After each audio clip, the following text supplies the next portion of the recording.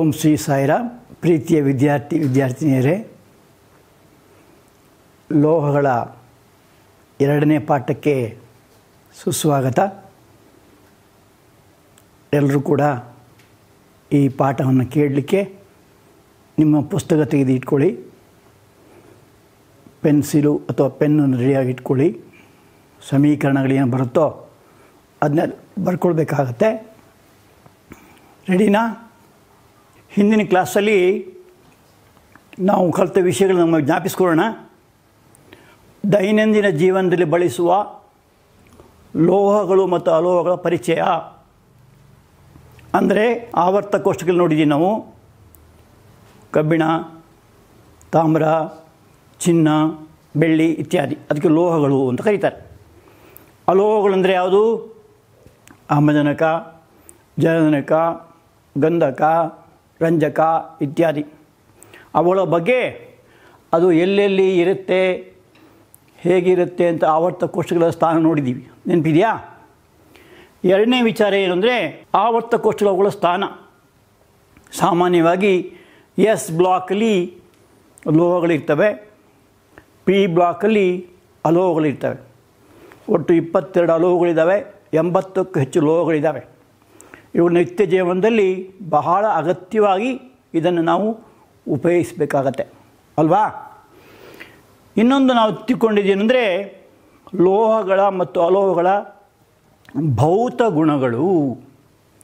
ಭೌತ ಗುಣಗಳು ಏನರ್ಥ? ನಮಗೆ ನೋಡುವಾಗ ಹೇಗೆ ಕಾಣಿಸುತ್ತೆ, ಹೊರಗಿನ ಲಕ್ಷಣಗಳು ಅಂತ. ಗುಣಗಳಲ್ಲಿ 2 ಥರ, ಒಂದು ಭೌತ ಗುಣಗಳು, ಇನ್ನೊಂದು ರಾಸಾಯನಿಕ ಗುಣಗಳು ಅಂತ. ಆ ಭೌತ ಗುಣಗಳು ಯಾವುದು? ಮುಖ್ಯವಾಗಿ ಹೇಳೋದಾದರೆ ಸಾಮಾನ್ಯ ಹೆಚ್ಚಿನ ಲೋಹಗಳು ಕಾಂತಿಯುತವಾಗಿರ್ತದೆ. ಯಾವುದೋ ಒಂದನ್ನು ಬಿಟ್ಟು, ಕಬ್ಬಿಣವನ್ನು ಬಿಟ್ಟು. ಕಬ್ಬಿಣ ಅಷ್ಟು ಕಾಂತಿಯುತವಾಗಿರೋದಿಲ್ಲ. ಪಾದರಸ ಕೇಳಿದಿರ್ಬೋದು ನೀವು, ತುಂಬ ಕಾಂತಿಯುತವಾಗಿರುತ್ತೆ. ಚಿನ್ನ ಹೊಳೆಯುತ್ತೆ ಅಲ್ವಾ? ಆಮೇಲೆ ಇನ್ನೊಂದು ಕಠಿಣವಾಗಿರ್ತದೆ, ತುಂಬ ಗಟ್ಟಿ ಇರುತ್ತೆ ಲೋಹಗಳು. ಪಾದರಸ ಬಿಟ್ಟು. ಪಾದರಸ ಎಂಬುದು ದ್ರವರೂಪದ ಲೋಹ. ಆಮೇಲೆ ಕುಟ್ಯತೆ ಮತ್ತು ತನ್ಯತೆ ಗುಣ ಹೊಂದಿದೆ. ಅದರ ಬಗ್ಗೆ ಕಳೆದ ಸಲ ನಾವು ನಿಮಗೆ ಚೆನ್ನಾಗಿ ವಿಮರ್ಶೆ ಮಾಡಿದ್ದೀವಿ. ಕುಟ್ಯತೆ ಅಂದರೆ ಏನರ್ಥ? ಲೋಹಗಳನ್ನು ತಟ್ಟಿ ಅಗಲವಾದ ಹಾಳೆಗಳಾಗಿ ಮಾಡಬಹುದು. ತನ್ಯತೆ ಏನರ್ಥ? ಲೋಹಗಳನ್ನು ಕರಗಿಸಿ ಅದನ್ನು ತೆಳುವಾದ ತಂತಿಗಳಾಗಿ ಮಾಡಬಹುದು. ಆ ಗುಣ ಹೊಂದಿದೆ ಅಂತ ಹೇಳ್ಬಿಟ್ಟು. ಇನ್ನೊಂದು ಮುಖ್ಯ ಲಕ್ಷಣ, ಲೋಹಗಳು ಉತ್ತಮ ಉಷ್ಣ ಮತ್ತು ವಿದ್ಯುತ್ ವಾಹಕಗಳಾಗಿವೆ. ಉಷ್ಣ ಅಂದ್ರೇನು? ನಿಮ್ಮ ಮನೆಯಲ್ಲಿ ಪಾತ್ರೆ ನೋಡಿದ್ದೀರ, ತಾಮ್ರದ ಪಾತ್ರೆ, ಅಲ್ಯೂಮಿನಿಯಂ ಪಾತ್ರೆ, ಅವುಗಳೆಲ್ಲ ಅದನ್ನು ಅಡುಗೆ ಮಾಡಲಿಕ್ಕೆ ಉಪಯೋಗಿಸ್ತಾರೆ. ಯಾಕೆ? ಅದು ಉತ್ತಮವಾದ ಉಷ್ಣವಾಹಕ, ತಮ್ಮ ಮೂಲಕ ಉಷ್ಣವನ್ನು ಹರಿಯಲು ಬಿಡುತ್ತವೆ ಅಂತ ಹೇಳ್ಬಿಟ್ಟು. ಇನ್ನೊಂದು ವಿದ್ಯುತ್ ವಾಹಕ ಅಂದರೆ ಅದ್ರ ಮೂಲಕ ವಿದ್ಯುತ್ ಹರಿಸಿ ಬರುತ್ತೆ ಅಂತ. ಉದಾಹರಣೆಗೆ ತಾಮ್ರ ಉತ್ತಮವಾದಂಥ ಒಂದು ವಿದ್ಯುತ್ ವಾಹಕ. ಮೊದಲು ಬೆಳ್ಳಿ ಉಪಯೋಗಿಸ್ತಾಯಿದ್ರು, ಇವಾಗ ಬೆಳ್ಳಿಯನ್ನು ಉಪಯೋಗಿಸೋದಿಲ್ಲ. ಯಾಕೆಂದ್ರೆ ತುಂಬ ಬೆಲೆ ಬಾಳುವಂಥದ್ದು, ಕಳ್ತನ ಮಾಡ್ತಾರೆ. ಆಮೇಲೆ ಹೀಗೆಲ್ಲ ಮಿಶ್ರಲೋಹಗಳನ್ನು ಉಪಯೋಗಿಸ್ತಾರೆ. ಹಾಗಾಗಿ ಯಾಕೆ ಅಂದರೆ ಅದು ವಾಹಕಗಳಾಗಿದೆ, ಅದರ ಮೂಲಕ ವಿದ್ಯುತ್ ಹರಿಯುತ್ತದೆ ಅಂತ ಹೇಳ್ಬಿಟ್ಟು. ಇನ್ನೊಂದು ಶಾಬ್ದನ ಗುಣ ಹೊಂದಿವೆ. ಶಾಬ್ದನ ಗುಣ ಅಂದ್ರೇನು? ಇಂಗ್ಲೀಷಲ್ಲಿ ಸೊನ್ಯಾರಿಟಿ ಅಂತ ಕರೀತಾರೆ. ಅಂದರೆ ಏನರ್ಥ? ಉದಾಹರಣೆಗೆ ಈಗ ನಿಮ್ಮ ಸ್ಕೂಲಲ್ಲಿ ಗಂಟೆ ಇರುತ್ತೆ, ಆ ಗಂಟೆ ಹೊಡೆದ ತಕ್ಷಣ ಅದು ತುಂಬ ಹೊತ್ತು ಆ ಶಬ್ದ ಗುಣಿಗುಡಿಸ್ತಾ ಹೋಗುತ್ತೆ, ರಿಂಗಣಿಗಿಸುವುದು ಅಂತ ಹೇಳ್ತಾರೆ. ಅದಕ್ಕೆ ಶಾಬ್ದನ ಗುಣ ಅಂತ ಹೇಳ್ತಾರೆ, ಇಂಗ್ಲೀಷಲ್ಲಿ ಸೊನ್ಯಾರಿಟಿ ಅಂತ ಹೇಳ್ತಾರೆ. ಇದು ಕೆಲವು ಮುಖ್ಯವಾದ ಲೋಹಗಳ ಲಕ್ಷಣಗಳ ಬಗ್ಗೆ ನಾವು ಕಳೆದ ಕ್ಲಾಸಲ್ಲಿ ನೋಡಿದ್ದೀವಿ. ಹಾಗೆ ಅಲೋಹಗಳ ಬಗ್ಗೆ ಹೇಳೋದಾದರೆ ಅಲೋಹಗಳು 3 ರೂಪದಲ್ಲಿ ಇರ್ತದೆ. ಘನ ರೂಪದಲ್ಲೂ ಇರ್ತದೆ. ಉದಾಹರಣೆಗೆ ಗಂಧಕ, ರಂಜಕ, ಇಂಗಾಲ ಇವುಗಳ ಘನರೂಪದ ಅಲೋಹಗಳು. ದ್ರವ ರೂಪದಲ್ಲೂ ಇರ್ತದೆ. ಉದಾಹರಣೆ ಬ್ರೋಮಿನ್ ದ್ರವ ರೂಪದ ಒಂದು ಅಲೋಹ. ಅನಿಲ ರೂಪದಲ್ಲೂ ಇರ್ತದೆ. ಅಂದರೆ ಹೈಡ್ರೋಜನ್ ಅಂದರೆ ಜಲಜನಕ, ಆಮ್ಲಜನಕ, ಸಾರಜನಕ. ಆಮೇಲೆ ವಿರಳ ಅನಿಲಗಳು ಅಂತ ಹೇಳ್ತಾರೆ. ಯಾವುದು? ಆರ್ಗಾನ್, ನಿಯಾನ್, ಕ್ರಿಪ್ಟಾನ್, ಕ್ಸೆನಾನ್ ಇವೆಲ್ಲ ಅನಿಲ ರೂಪದ ಅಲೋಹಗಳು. ಅಂದರೆ ಏನರ್ಥ? ಈ ಅಲೋಹಗಳು ಈ 3 ಸ್ಥಿತಿಯಲ್ಲಿ ಕೂಡ ಇರ್ತವೆ. ಇನ್ನೊಂದು, ಅದು ಕರಗುವ ಬಿಂದು ಮತ್ತು ಕುಡಿಯುವ ಬಿಂದು ಕಡಿಮೆ ಇರುತ್ತದೆ ಅಂತ. ಕರಗೋಬಿಂದು ಅಂದರೆ ಏನಂತ, ಘನ ವಸ್ತುಗಳು ಕರಗಿ ದ್ರವ ಆಗೋದು, ಆ ಉಷ್ಣತೆ ಕರಗೋ ಬಿಂದು ಅಂತ ಕರೀತಾರೆ. ಕುದಿಯೋ ಬಿಂದು ಅರ್ಥ ಏನು, ದ್ರವ ರೂಪಗಳು ಅದು ಅನಿಲವಾಗುವಂಥದ್ದು, ಅದಕ್ಕೆ ಕುದಿಯೋ ಬಿಂದು ಅಂತ ಹೇಳ್ತಾರೆ. ಅದು ಕಡಿಮೆ ಇರುತ್ತೆ ಅಂತ ಹೇಳ್ಬಿಟ್ಟು. ಸೊ ಇದು ನಾವು ಕಳೆದ ಕ್ಲಾಸ್ ಕಲಿತಿರ್ತಕ್ಕಂಥ ಲೋಹಗಳ ಮತ್ತು ಅಲೋಹಗಳ ಬಗ್ಗೆ ಒಂದು ಕೆಲವು ಮುಖ್ಯಾಂಶಗಳು ಅಂತ ಹೇಳ್ಬಿಟ್ಟು. ಇನ್ನು ನಿಮಗೆ ಸ್ವಲ್ಪ ಹೋಮ್ವರ್ಕ್ ಮಾಡಲಿಕ್ಕೆ ಹೇಳಿದೆ ನೋಡಿ. ಒಂದನೇ ಪ್ರಶ್ನೆ, ಕೊಠಡಿಯ ಉಷ್ಣತೆಯಲ್ಲಿ ದ್ರವ ರೂಪದ ಲೋಹ ಯಾವುದು? ಪಾದರಸ ಅಂತ ಹೇಳ್ತಾರೆ. ಎಲ್ಲಿ ಉಪಯೋಗಿಸ್ತಾರೆ ಪಾದರಸ ಅಂತ ಗೊತ್ತಾ? ನಿಮ್ಮ ಥರ್ಮಾಮೀಟ್ರ್ ಅಂತಾರಲ್ಲ, ಉಷ್ಣತಾಮಾಪಕ, ಅದರಲ್ಲಿರುತ್ತೆ ನೋಡಿ ಬಿಳಿ ಬಣ್ಣದ ಒಂದು ಲೋಹ, ಅದೇ ಪಾದರಸ. ಅದು ದ್ರವ ರೂಪ ಇರುತ್ತೆ. ಎರಡನೇ ಪ್ರಶ್ನೆ, ಲೋಹವನ್ನು ಚಾಕುವಿನಿಂದ ಸುಲಭವಾಗಿ ಕತ್ತರಿಸಬಹುದು. ಅಂದರೆ ಮೃದುವಾದ ಲೋಹ, ಸೋಡಿಯಂ ಆಗ್ಬೋದು, ಪೊಟ್ಯಾಷಿಯಮ್ ಆಗ್ಬೋದು. ಉಷ್ಣವಾಹಕ ಬೆಳ್ಳಿ ಅಂತ ಹೇಳ್ತಾರೆ, ಇಂಗ್ಲೀಷಲ್ಲಿ ಸಿಲ್ವರ್ ಅಂತ ಕರೀತಾರೆ. ಆಮೇಲೆ ಉಷ್ಣದ ದುರ್ಬಲ ವಾಹಕ ಅಂದರೆ ಕಡಿಮೆ ಉಷ್ಣ ಹರಿಯುವಂಥದ್ದು ಸೀಸಾ, ಇಂಗ್ಲೀಷಲ್ಲಿ ಲೆಡ್ ಅಂತಾರೆ, ಅದು ನಿಮ್ಗೆ ಗೊತ್ತಿದೆ. ಇನ್ನು ಲೋಹಗಳ ಕುಟ್ಯತೆ ಅಂದರೇನು ಅಂತ ಕೇಳಿದ್ದಾರೆ. ಈಗ ತಾನು ಹೇಳಿದೆ, ಲೋಹಗಳನ್ನು ಕುಟ್ಟಿ ತೆಳುವಾದ ಹಾಳೆಗಳಾಗಿ ಮಾಡುವ ಗುಣ, ಅದಕ್ಕೆ ಕುಟ್ಯತೆ ಅಂತ ಕರೀತಾರೆ. ಇಂಗ್ಲೀಷಲ್ಲಿ ಮ್ಯಾಲಿಯಬಿಲಿಟಿ ಅಂತ ಕರೀತಾರೆ.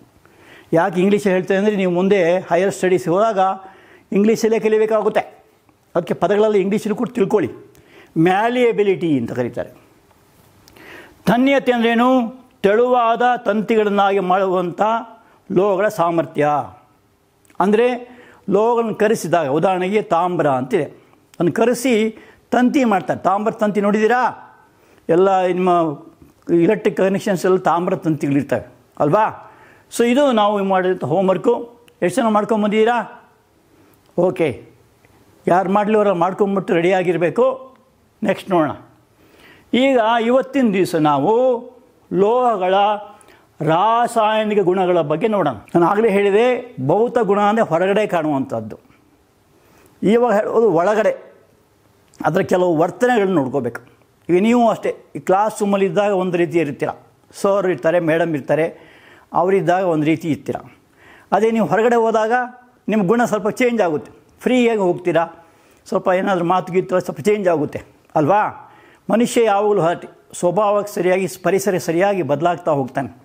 ಹಾಗೆ ಲೋಹಗಳು ಕೂಡ ಏನು ಮಾಡ್ತವೆ, ಕೆಲವು ವರ್ತನೆಯನ್ನು ತೋರಿಸ್ತವೆ, ಅದಕ್ಕೆ ಪ್ರತಿವರ್ತನೆ ಅಂತ ಕರೀತಾರೆ. ಉದಾಹರಣೆಗೆ ಒಂದು ಪ್ರಯೋಗವನ್ನು ನೋಡೋಣ. ಏನು ಪ್ರಯೋಗ? ಮೆಗ್ನೇಸಿಯಂ ತಂತಿಯನ್ನು ತೆಗೆದುಕೊಂಡು ಸ್ಪಿರಿಟ್ ದೀಪದ ಸಹಾಯದಿಂದ ಉರಿಸಬೇಕು. ಆಗ ಅದು ಮೆಗ್ನೇಸಿಯಂ ಆಕ್ಸೈಡ್ ಎಂಬ ಬಿಳಿಯ ಪುಡಿ ಉಂಟಾಗುತ್ತದೆ. ನೋಡಿದ್ದೀರಾ? ನಿಮಗೆ ದೀಪಾವಳಿ ಹಬ್ಬದ ದಿವಸ ಸುರುಸುರು ಬತ್ತಿ ಅಂತ ಕೊಡ್ತಾರೆ, ನೋಡಿದ್ದೀರಾ? ಹಾಗೆ ಪೆನ್ಸಿಲ್ ಅಂತ ಕೊಡ್ತಾರೆ. ಇದೆಲ್ಲ ಉರಿಸುವಾಗ ಏನಾಗುತ್ತೆ, ಬಿಳಿ ಬಣ್ಣ ಬರುತ್ತೆ ಅಲ್ವಾ? ಹೆಂಗೆ ಉರಿಯುತ್ತೆ ಇದು? ಕಣ್ಣು ಕೋರೈಸುವ ಜ್ವಾಲೆ ಅಂತ ಹೇಳ್ತಾರೆ. ನೋಡಲಿಕ್ಕಾಗಲ್ಲ, ಅಂದರೆ ತುಂಬ ಪ್ರಕಾಶ ಇರುತ್ತೆ. ಆವಾಗ ಒಂದು ಬಿಳಿ ಬಣ್ಣ ಪುಡಿ ಉಂಟಾಗುತ್ತೆ, ಅದರ ಹೆಸರು ಮೆಗ್ನೇಸಿಯಂ ಆಕ್ಸೈಡ್ ಅಂತ ಹೇಳ್ತಾರೆ. ಅದನ್ನು ನೀರು ಕರಗಿಸಿದರೆ ಆಗ ಉಂಟಾಗ ದ್ರಾವಣ ಇದೆಯಲ್ಲ, ಅದು ಕೆಂಪು ಲಿಟ್ಮಸ್ಸನ್ನು ನೀಲಿ ಲಿಟ್ಮಸ್ ಆಗಿ ಮಾಡ್ತದೆ. ಹಂಗಂದ್ರೇನು? ಲಿಟ್ಮಸ್ ಅಂದ್ರೇನು? ಅದು ಒಂದು ರೀತಿಯ ಆರ್ಗ್ಯಾನಿಕ್, ಸಾವಯವ ಸಂಯುಕ್ತ ಅಲ್ವಾ? ಅದು ಏನು ಮಾಡ್ತದೆ, ಬಣ್ಣಗಳು ಬದಲಾಯಿಸುತ್ತೆ. ಉದಾಹರಣೆಗೆ ಈಗ ಇಲ್ಲಿ ಉಂಟಾದಂಥ ಮೆಗ್ನೇಸಿಯಂ ಆಕ್ಸೈಡ್ ಏನಿದೆ, ಇದು ಲೋಹದ ಆಕ್ಸೈಡು. ಲೋಹದ ಆಕ್ಸೈಡ್ಗಳು ನೀರಲ್ಲಿ ಕರಗಿದಾಗ ಏನಾಗುತ್ತೆ, ಪ್ರತ್ಯಾಮ್ಲ ಅಥವಾ ಕ್ಷಾರ ಉಂಟಾಗುತ್ತದೆ. ಉದಾಹರಣೆಗೆ ಈ ಸಮೀಕರಣ ನೋಡಿ ಹೇಗೆ ಬರ್ತದೆ ಅಂತ. ಮೆಗ್ನೇಸಿಯಂಗೆ ಏನು ಸಂಕೇತ? Mg ಅಂತಾರೆ ಅಲ್ವಾ? ಪ್ಲಸ್ ಆಮ್ಲಜನಕಕ್ಕೆ ಏನು ಸೂತ್ರ? O2 gives magnesium oxide. ಇದು ಹೇಗೆ ನೆನಪಿಟ್ಕೊಳ್ಳೋದು? ಯಾವುದೇ ಲೋಹಗಳು ಆಮ್ಲಜನಕಕ್ಕೆ ಒತ್ತಿಸಿದಾಗ ಆಯಾ ಲೋಹಗಳ ಆಕ್ಸೈಡ್ ಉಂಟಾಗುತ್ತದೆ. ಉದಾಹರಣೆ ಮೆಗ್ನೀಷಿಯಂ ತೊಗೊಂಡ್ರೆ ಮೆಗ್ನೀಷಿಯಂ ಆಕ್ಸೈಡ್ ಆಗುತ್ತೆ. ಸಮೀಕರಣ ಬ್ಯಾಲೆನ್ಸ್ ಮಾಡೋದು ಅಂದರೆ ಏನರ್ಥ? ಇಲ್ಲಿ ಎಷ್ಟು ಮೆಗ್ನೀಷಿಯಮ್ ಇದೆ? ಒಂದಿದೆ. ಇಲ್ಲಿ ಎಷ್ಟಿದೆ? ಒಂದಿದೆ. ಇಲ್ಲಿ ಓ ಎಷ್ಟಿದೆ? ಎರಡಿದೆ. ಇಲ್ಲಿ ಒಂದಿದೆ. ಸೊ ಇಲ್ಲಿ ಎರಡು ಹಾಕೊಂಬೋಣ ಅಲ್ವಾ? ಇವು ಓ ಎಷ್ಟಾಯಿತು? 2 ಆಯಿತು. ಈಗ ಓ ಬ್ಯಾಲೆನ್ಸ್ ಆಯಿತು. ಮೆಗ್ನೀಷಿಯಮ್ ಎಷ್ಟಾಯಿತು? ಈಗ ಎರಡಾಯಿತು. ಸೊ ಇದು 2 mg ಅಂತ ಹಾಕಬೇಕಾಗತ್ತೆ ಅಲ್ವಾ. ಇದು ಮೊದಲನೇ ಸಮೀಕರಣ. ಮೆಗ್ನೀಷಿಯಮನ್ನು ಗಾಳಿ ಉರಿಸಿದಾಗ ಏನಾಗುತ್ತೆ ಅಂತ ಹೇಳೋದಕ್ಕೆ ಉದಾಹರಣೆ. ಅದು ಮೆಗ್ನೀಷಿಯಮ್ ಆಕ್ಸೈಡ್ ಆಗುತ್ತೆ. ಈ ಮೆಗ್ನೀಷಿಯಮ್ ಆಕ್ಸೈಡನ್ನು ನೀರಲ್ಲಿ ಕರಗಿಸಿದಾಗ ಏನಾಗುತ್ತೆ? ಯಾವುದೇ ಲೋಹದ ಆಕ್ಸೈಡ್ ತಗೊಂಡು ನೀರಲ್ಲಿ ಕರಗಿಸಿದಾಗ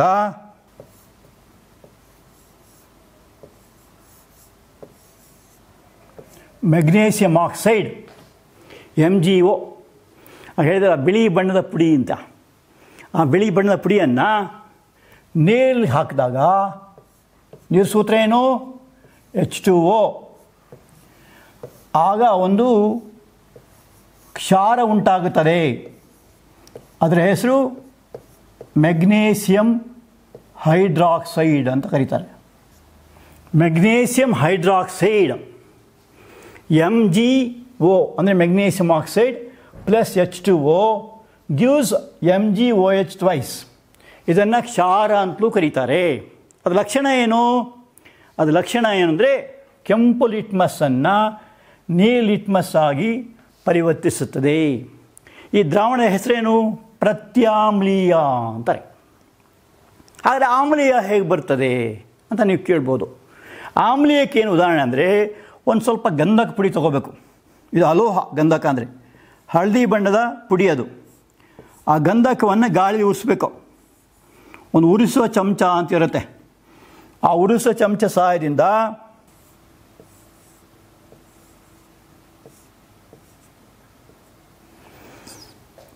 ಇದೇನು ಯಾರೋ ಮಾರ್ಕು ಅಂತ ಕೇಳ್ಬೋದು.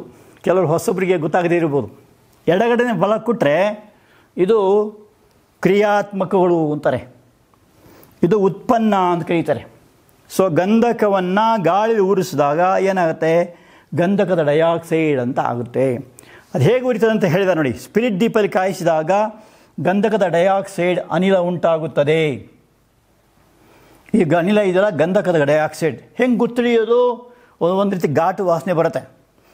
ಇದನ್ನು ತಲೆಗಳಾಗಿ ಹಿಡಿದ ಪ್ರಮಾಣದಲ್ಲಿ ಸಂಗ್ರಹಿಸಿ ತೇವವಿರುವ ನೀಲಿ ಲಿಟ್ಮಸ್ ಕಾಗದವನ್ನು ಹಾಕಿದಾಗ ಅದು ಕೆಂಪು ಬಣ್ಣಕ್ಕೆ ತಿರುಗುತ್ತದೆ. ಹಂಗಂದ್ರೆ ಏನರ್ಥ? ಕೆಂಪು ಬಣ್ಣ ತಿರುಗಿದೆ ಅಂದರೆ ಏನರ್ಥ? ನೀಲಿ ಕೆಂಪಾದರೆ ಅದನ್ನು ಆಮ್ಲೀಯ ಅಂತ ಕರೀತಾರೆ. ಅಂದ್ರೇನು? ಈ ಗಂಧಕದ ಡೈಆಕ್ಸೈಡ್ ಪ್ಲಸ್ ನೀರು ಅಂದರೆ ತೇವ ಮಾಡಬೇಕು. ತೇವ ಮಾಡೋದು ಹೆಂಗೆ? ಪ್ರನಾಳವನ್ನು ತಲೆ ಕೆಳಗೆ ಇಟ್ಕೊಬೇಕು. ಆವಾಗ ಏನಾಗುತ್ತೆ? ಅದು ಆಮ್ಲ ಆಗುತ್ತೆ. ಇಲ್ಲಿ ಉಂಟಾಗೋದು ಸಲ್ಫ್ಯೂರಸ್ ಆಮ್ಲ ಅಂತಾರೆ. ಅದಕ್ಕೆ ಆಮ್ಲನ ಹಾಕಿದಾಗ ಸಲ್ಫ್ಯೂರಿಕ್ ಆಮ್ಲ ಆಗುತ್ತೆ. ಸೊ ಇದು ಸಮೀಕರಣ. ಸೊ ಇಲ್ಲಿ ಏನು ಗೊತ್ತಾಗುತ್ತೆ ಅಂದರೆ ಗಂಧಕನ ಉರಿಸಿದಾಗ ಗಂಧಕ ಡೈಆಕ್ಸೈಡ್ ಉಂಟಾಗುತ್ತೆ. ಇದಕ್ಕೆ ಆಮ್ಲೀಯ ಆಕ್ಸೈಡ್ ಕರೀತಾರೆ. ಅದು ನೀರು ಕರಗಿಸಿದಾಗ ಆಮ್ಲ ಉಂಟಾಗುತ್ತೆ. ಇದರ ಹೆಸರು ಸಲ್ಫ್ಯೂರಸ್ ಆಮ್ಲ ಅಂತಾರೆ. ಮುಂದೆ ಅದನ್ನು ಸಲ್ಫ್ಯೂರಿಕ್ ಆಮ್ಲ ಅಂತ ಕರೀತಾರೆ. ಬರ್ಕೊಂಡ್ರಲ್ಲ? ಇದು ಬಹಳ ಮುಖ್ಯವಾದ ಒಂದು ಸಮೀಕರಣ. ಈಗ ಮುಂದೆ ನೋಡೋಣ. ನೋಡಿ ಇದು ಕ್ರಿಯೆ ಹೇಗಾಗುತ್ತೆ ಅಂತ. ಮೆಗ್ನೀಷಿಯಮನ್ನು ಉರಿಸಿದಾಗ ಹೇಗಾಗುತ್ತೆ ಅಂತ ಅಂದರೆ ಲೋಹಗಳು ಗಾಳಿಯಲ್ಲಿ ಉರಿಸಿದಾಗ ಆಯಾ ಲೋಹಗಳ ಆಕ್ಸೈಡ್ ಉಂಟಾಗುತ್ತದೆ. ಉದಾಹರಣೆಗೆ ತಾಮ್ರವನ್ನು ಗಾಳಿಯಲ್ಲಿ ಉರಿಸಿದಾಗ ತಾಮ್ರದ ಆಕ್ಸೈಡ್ ಉಂಟಾಗುತ್ತದೆ. ತಾಮ್ರಕ್ಕೆ ಏನು ಸಂಕೇತ? Cu. ಆಮ್ಲಜನಕಕ್ಕೆ ಏನು ಸೂತ್ರ? O2.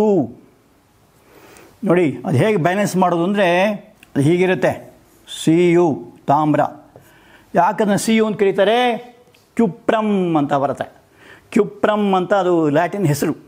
ಅದನ್ನು ಸಂಕೇತ ಬರೆಯುವಾಗ Cu ಅಂತ ಬರಿತೇವೆ. ಪ್ಲಸ್ O2 ಇದು ಅಣುಸೂತ್ರ ಅಂತ ಕರೀತಾರೆ. ಅನಿಲಗಳು ಬರೆಯುವಾಗ ಮುಖ್ಯವಾಗಿ 4 ಅನಿಲಗಳು ಬರ್ತವೆ. ಯಾವುದೆಲ್ಲ? ಹೈಡ್ರೋಜನ್ನು, ಆಮ್ಲಜನಕ ಆಕ್ಸಿಜನ್ನು, ಸಾರಜನಕ 8 ಮತ್ತು ಕ್ಲೋರಿನ್. ನೆನ್ಪಿಟ್ಕೊಳ್ಳಿ, ಈ 4 ಅನಿಲಗಳು ಯಾವಾಗಲೂ ಕೂಡ ದ್ವಿಪರಮಾಣು ಹೊಂದಿರ್ತವೆ, 2 ಪರಮಾಣು ಹೊಂದಿರ್ತವೆ ಅಂತ ಹೇಳ್ಬಿಟ್ಟು. ಸೊ ಎಲ್ಲೆಲ್ಲಿ ನೀವು ಹೆಸರು ಬರೀತೀರೋ ಅಲ್ಲೆಲ್ಲ 2 ಬರೀಲೇಬೇಕು. ಸರಿನಾ? ಸೊ ತಾಮ್ರ ಪ್ಲಸ್ ಆಕ್ಸಿಜನ್ ಗಿವ್ಸ್ ತಾಮ್ರದ ಆಕ್ಸೈಡ್ ಅಂತ ಬರುತ್ತೆ. ತಾಮ್ರಕ್ಕೆ 2 ಆಕ್ಸೈಡ್ ಇದೆ. ಒಂದು ಕ್ಯುಪ್ರಸ್ ಆಕ್ಸೈಡ್, ಒಂದು ಕ್ಯುಪ್ರಿಕ್ ಆಕ್ಸೈಡ್ ಅಂತ ಹೇಳ್ಬಿಟ್ಟು. ಇದು ಕ್ಯುಪ್ರಿಕ್ ಆಕ್ಸೈಡ್. ಅದು ಹೆಂಗೆ ಬಂತು ಸಿ ಯು ಅಂತ? ಸಿ ಯು ವ್ಯಾಲೆನ್ಸಿ 2, ಆಮ್ಲಜನಕ ವ್ಯಾಲೆನ್ಸಿ 2. ಅದರ ಓರೆ ಗುಣಾಕಾರ ಮಾಡಿದಾಗ ಏನಾಗುತ್ತೆ? 2 ಕ್ಯಾನ್ಸಲ್ ಆಗುತ್ತೆ, ಕ್ಯೂಪ್ರಿಕ್ ಆಕ್ಸೈಡ್ ಬರುತ್ತೆ. ಇದನ್ನು ಬ್ಯಾಲೆನ್ಸ್ ಮಾಡಬೇಕು, ಸಮತೂಗಿಸಬೇಕು ಅಂತ ಹೇಳ್ತಾರೆ. ಯಾವುದು ಕೂಡ ಎಕ್ಸ್ಟ್ರೀಮ್ ಆಗಿರಬಾರ್ದು. ಹೆಂಗೆ ಸಮತೂಗಿಸೋದು ನೋಡಿ, ಇಲ್ಲಿ ಸಿ ಯು 1 ಇದೆ, ಇಲ್ಲಿ ಸಿ ಯು 1 ಇದೆ, ಓ ಇಲ್ಲಿ ಎಷ್ಟಿದೆ? 2 ಇದೆ ಅಲ್ವಾ? ನೋಡಿ ಇಲ್ಲಿ 2 ಓ ಇದೆ, ಇಲ್ಲಿ 1 ಓ ಇದೆ. ಏನು ಮಾಡೋಣ?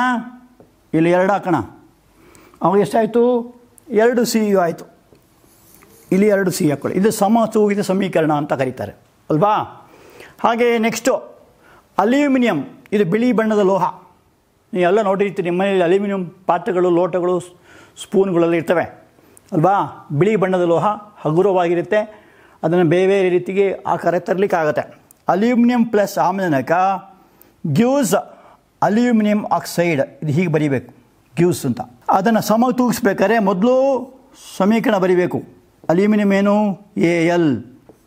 ಆಮ್ಲಜನಕ ಏನು? Oxygen O2. ಗ್ಯೂಸ್ ಅಲ್ಯೂಮಿನಿಯಂ ಆಕ್ಸೈಡ್ ಅಂತಾರೆ. ಈ ಅಲ್ಯೂಮಿನಿಯಂ ಆಕ್ಸೈಡ್ ಮತ್ತು ಸತುವಿನ ಆಕ್ಸೈಡ್ ಇವೆರಡು ವಿಶೇಷವಾದ ಒಂದು ಆಕ್ಸೈಡ್ಗಳು. ಅದಕ್ಕೆ ಉಭಯಧರ್ಮಿ ಆಕ್ಸೈಡ್ ಅಂತ ಕರೀತಾರೆ. ನೀವು ಉಭಯವಾಸಿ ಅಂತ ಕೇಳಿರ್ಬೋದು.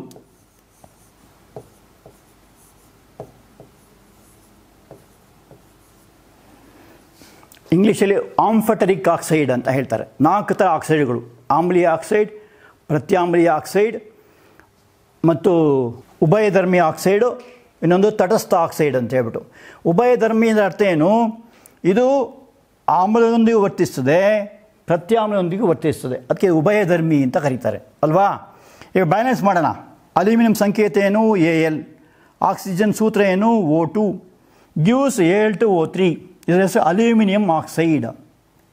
ಇವಾಗ ಬ್ಯಾಲೆನ್ಸ್ ಮಾಡುವಾಗ Al 2 ಇದೆ, ಇಲ್ಲಿ Al 1 ಇದೆ. ಸೊ 2 ಹಾಕಿ ಟ್ರೈ ಮಾಡೋಣ. ಈಗ O ಎಷ್ಟಾಯಿತು? ಇಲ್ಲಿ 3 ಇದೆ, ಇಲ್ಲಿ 2 ಇದೆ ಅಲ್ವಾ? 3 2 ಲಾಸ ಎಷ್ಟಾಗತ್ತೆ? 6 ಆಗುತ್ತೆ. ಸೊ ಆಗ ಇಲ್ಲಿ 2 ಹಾಕ್ಕೊಳ್ಳಿ. 2 3 6, 3 2 6. ಈಗ Al ಏನಾಯಿತು? 4 Al. 4 Al plus 3 O2 ಗ್ಯೂಸ್ 2 Al2O3 ಅಂತ ಬಂತು ಅಲ್ವಾ? ಸೊ ಈಗ ಇದು 2 ಸಮತೂಗಿ ಸಮೀಕರಣಗಳು. ಇದೇ ಥರ ಎಲ್ಲ ಲೋಹಗಳು ಕೂಡ ಏನಾಗುತ್ತೆ? ಆಮ್ಲಜನಕ ವರ್ತಿಸಿದಾಗ ಆಯಾ ಲೋಹಗಳ ಆಕ್ಸೈಡ್ ಉಂಟಾಗುತ್ತದೆ. ಆ ಆಕ್ಸೈಡ್ಗಳು ನೀರಲ್ಲಿ ಕರಗುತ್ತವೆ, ಹೆಚ್ಚಿನವು. ಕರಗಿದಾಗ ಪ್ರತ್ಯಾಮ್ಲ ಅಥವಾ ಕ್ಷಾರ ಉಂಟಾಗುತ್ತದೆ ಅಲ್ವಾ? ಸಮೀಕರಣ ಬರೆದು ಅಭ್ಯಾಸ ಮಾಡಿ. ನೋಡಿ, ಅಲ್ಲಿ ಹುರಿತಾ ಇರೋದು ಕಾಣಿಸ್ತದಲ್ಲ, ಅದು ಯಾವ ಥರ ವರ್ತಿಸುತ್ತೆ ಅಂತ ತೋರಿಸುತ್ತೆ. ಇನ್ನು ಲೋಹಗಳನ್ನು ವರ್ತಿಸನೆ ಅಂತ, ಆಮ್ಲ ಮತ್ತು ಪ್ರತ್ಯಾಮ್ಲ ಜೊತೆ ಲೋಹಗಳ ವರ್ತನೆ, ಅದನ್ನು ಈಗ ತಾನೇ ಹೇಳಿದೆ. ಇವಾಗ ಅಲ್ಯೂಮಿನಿಯಂ ಆಕ್ಸೈಡನ್ನು ಉಭಯಧರ್ಮಿ ಆಕ್ಸೈಡ್ ಅಂತ ಹೇಳ್ತಾರೆ ಅಂತ ಹೇಳಿದೆ. ಅದು ಆಮ್ಲದೊಂದಿಗೆ ವರ್ತಿಸ್ತದೆ, ಪ್ರತ್ಯಾಮ್ಲದೊಂದಿಗೆ ವರ್ತಿಸ್ತದೆ. ಆಗ ಲವಣ ಮತ್ತು ನೀರು ಉಂಟು ಮಾಡುತ್ತದೆ ಅಂತ ಹೇಳ್ಬಿಟ್ಟು ಈ ಅಲ್ಯೂಮಿನಿಯಂ ಆಕ್ಸೈಡ್ ಅಂತ ಹೇಳಿದೆ. ಇದೇ ಥರ ಸತುವಿನ ಆಕ್ಸೈಡ್ ಕೂಡ ಹಾಗೆ ಕೆಲಸ ಮಾಡುತ್ತೆ. ಇದನ್ನೆಲ್ಲ ಇಂಗ್ಲೀಷಲ್ಲಿ ಬರೆದಿದೆ, ಯಾಕೆಂದರೆ ನಿಮಗೆ ಇಂಗ್ಲೀಷ್ ಸ್ವಲ್ಪ ಅಭ್ಯಾಸ ಆಗಲಿ ಅಂತ ಹೇಳ್ಬಿಟ್ಟು. ಸೊ ಇಲ್ಲಿ ಅಲ್ಯೂಮಿನಿಯಂ ಆಕ್ಸೈಡ್ ಇದು ಎಸ್ ಅಂದರೆ ಏನರ್ಥ? ಸಾಲಿಡ್ ಅಂತ ಹೇಳ್ತಾರೆ, ಘನ ರೂಪದಲ್ಲಿದೆ. 6HCl ಅಂದರೆ ಹೈಡ್ರೋಕ್ಲೋರಿಕ್ ಆಮ್ಲ. ಇದರ ವಿಶೇಷ ಏನಂದರೆ ಈ ಅಲ್ಯೂಮಿನಿಯಂ ಆಕ್ಸೈಡು ಆಮ್ಲದೊಂದಿಗೂ ವರ್ತಿಸ್ತದೆ, ಪ್ರತ್ಯಾಮ್ಲದೊಂದಿಗೂ ವರ್ತಿಸ್ತದೆ. ಈ ಥರ 2 ಒಂದು ಸತುವಿನ ಆಕ್ಸೈಡು, ಒಂದು ಅಲ್ಯೂಮಿನಿಯಂ ಆಕ್ಸೈಡು. ನಮಗೆ ಅಲ್ಯೂಮಿನಿಯಂ ಆಕ್ಸೈಡ್ ಮಾತ್ರ ನೋಡೋಣ. ಈಗ HCl ಅಂದರೆ ಏನರ್ಥ? ಹೈಡ್ರೋಕ್ಲೋರಿಕ್ ಆಮ್ಲ ಅಂತ ಹೇಳ್ತಾರೆ.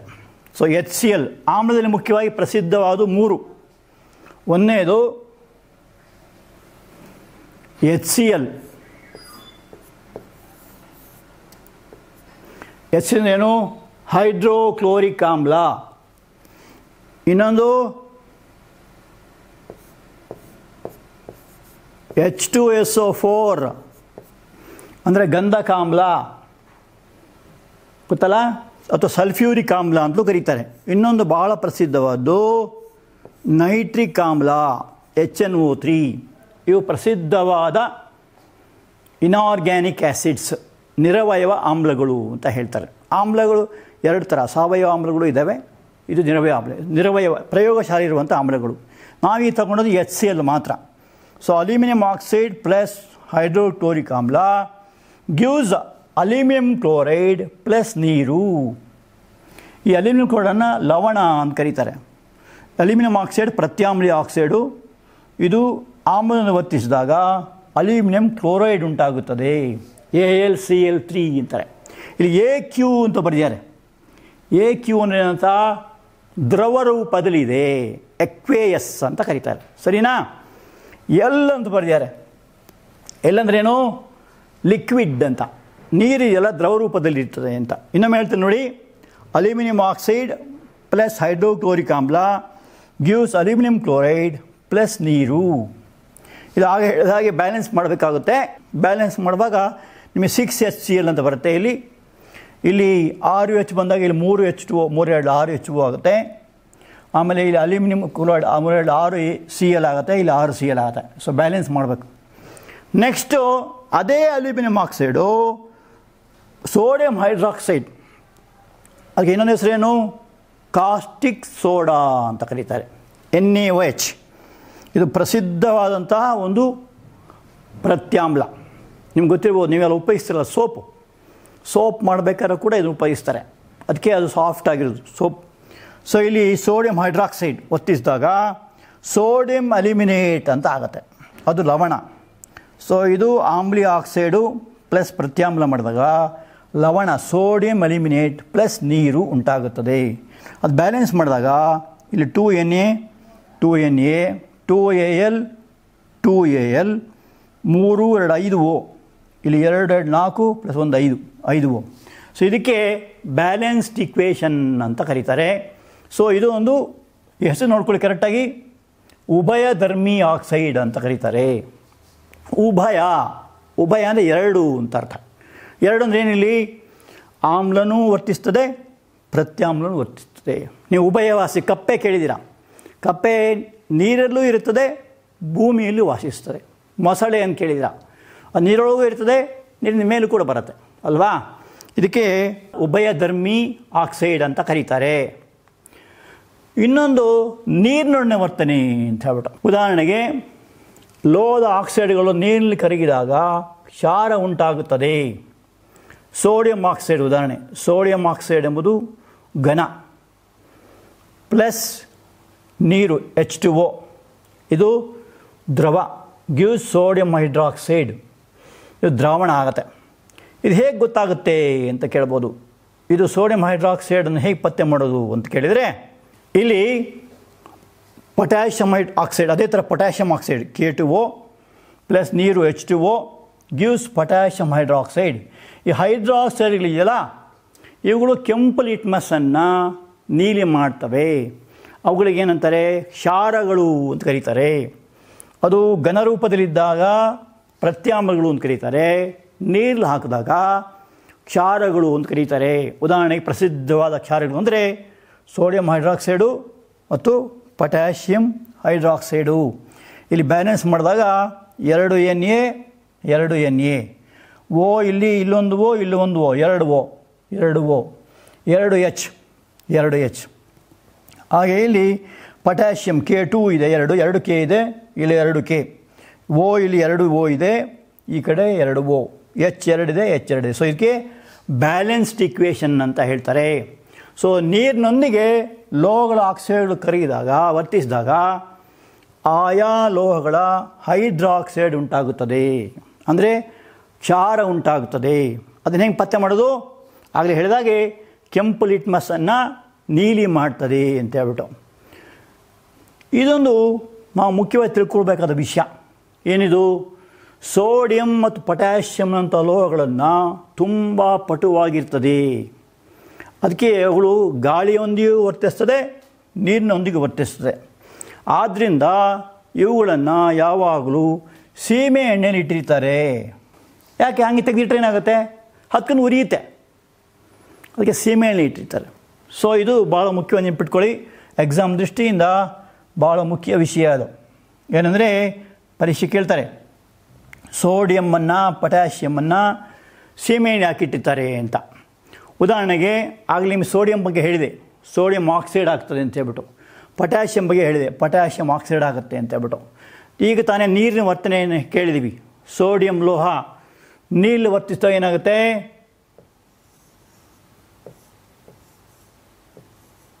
ಸೋಡಿಯಂ Na ಅಲ್ವಾ, ಪ್ಲಸ್ ನೀರು. ಸೂತ್ರ ಏನು ನೀರಿದು? H2O gives sodium hydroxide plus ಜರಜನಕ. ಇಲ್ಲಿ ಬ್ಯಾಲೆನ್ಸ್ ಮಾಡಿದಾಗ ಇಲ್ಲಿ 2 Na 2 Na, ಹೆಚ್ಚು 2 4 ಆಯಿತು, ಇಲ್ಲಿ 2 ಗುಣಿಸಿ 4 ಹೆಚ್ಚಾಯಿತು, O2 ಆಯಿತು, O2 ಆಯಿತು. ಸೊ ಇದು ಸಾಮಾನ್ಯ ಉಷ್ಣತೆಯಲ್ಲಿ ವರ್ತಿಸೋದ್ರಿಂದ ಅದನ್ನು ಯಾವಾಗಲೂ ಕೂಡ ಸೀಮೆಯಲ್ಲಿ ಇಟ್ಟಿರ್ತಾರೆ. ಇನ್ನೊಂದು ಭಾಳ ವಿಶೇಷ ವಸ್ತು ಏನೆಂದರೆ, ಕಬ್ಬಿಣದ ರಜಗಳನ್ನು ಬರ್ನರ್ನ ಜ್ವಾಲೆಯ ಮೇಲೆ ಚಿಮುಕಿಸಿದಾಗ ಕ್ಷಿಪ್ರವಾಗಿ ಉರಿಯುತ್ತದೆ. ನೋಡಿ, ಇದು ಬುನ್ಸೆನ್ ಬರ್ನರ್ ಅಂತ ಹೇಳ್ತಾರೆ. ಎಲ್ಲ ಪ್ರಯೋಗಶಾಲೆ ಇರ್ತದೆ. ಅದರಲ್ಲಿ ಆ ಜ್ವಾಲೆ ಹತ್ತಿರ ಈ ಕಬ್ಬಿಣ ಚುರುಳನ್ನು ಹೀಗೆ ಚಿಮುಕಿಸಿದ್ರೆ ಏನಾಗುತ್ತೆ? ಅದು ತಕ್ಷಣ ಈ ಒಂಥರ ಕಿಡಿಗಳು ಬರಲಿಕ್ಕೆ ಶುರು ಆಗುತ್ತೆ. ಅದು ಒಂದು ಕಬ್ಬಿಣದ ಲಕ್ಷಣ. ಅದು ಕಬ್ಬಿಣಕ್ಕೆ ಮಾತ್ರ ಆ ಥರ ಆಗುತ್ತೆ. ಯಾಕೆ ಅಂದರೆ ಅದು ಕಬ್ಬಿಣದ ಅಲ್ಲಿ ಗಾಳಿ ವರ್ತಿಸಿದಾಗ ಕಬ್ಬಿಣದ ಆಕ್ಸೈಡ್ ಆಗಿ ಪರಿವರ್ತನೆ ಆಗುತ್ತೆ ಅಂತ ಹೇಳ್ಬಿಟ್ಟು. ಮುಖ್ಯವಾದ ವಿಷಯ ಏನಂದರೆ, ಸೋಡಿಯಂ ಲೋಹವನ್ನು ಮತ್ತು ಪೊಟ್ಯಾಷಿಯಂ ಲೋಹವನ್ನು ಸೀಮೆ ಎಣ್ಣೆಯಲ್ಲಿ ಯಾಕೆ ಇಡ್ತಾರೆ ಎಂಬುದು ಒಂದು ವಿಷಯ ತಿಳ್ಕೊಳ್ಳಿ. ಮತ್ತು ಇದೊಂದು ಕೂಡ ನೀವು ಮಾಡಿ ನೋಡ್ಬೋದು. ಯಾವುದು ಸ್ಪಿರಿಟ್ ದೀಪ ಆಗ್ಬೋದು, ಬುನ್ಸನ್ ಬರ್ನರ್ ಆಗ್ಬೋದು.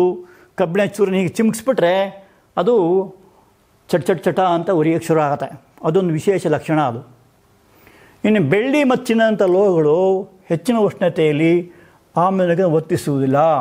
ಏನು ಮಾಡಿದ್ರು ವರ್ತಿಸುವುದಿಲ್ಲ ಅವು. ಯಾಕೆ ಅಂತ ಕೇಳ್ಬೋದು. ಅದರ ಒಂದು ಸಾಂದ್ರತೆ ತುಂಬ ಜಾಸ್ತಿ ಇರುತ್ತೆ, ಅದರ ಎಲೆಕ್ಟ್ರಾನಿಕ್ ರಚನೆ ಹಾಗೆ ಇರುತ್ತೆ. ಆದ್ದರಿಂದಾಗಿ ಅವುಗಳು ವರ್ತಿಸುವುದಿಲ್ಲ ಅಂತ ಹೇಳ್ಬಿಟ್ಟು. ಇನ್ನೊಂದು ವಿಶೇಷ ಲಕ್ಷಣ ಅಲ್ಯೂಮಿನಿಯಮ್ದು ಇದೆ. ಇದಕ್ಕೇನಂತಾರೆ? ಅನೋಡೀಕರಣ ಅಂತ ಕರೀತಾರೆ. ಇಲ್ಲಿ ಅನೋಡಿ ಎಂಬುದು ಆ್ಯನೋಡ್ ಎಂಬ ಪದದಿಂದ ಬಂದಿದೆ. ಇಂಗ್ಲೀಷಲ್ಲಿ ಅನೋಡೈಸೇಷನ್ ಅಂತಾರೆ.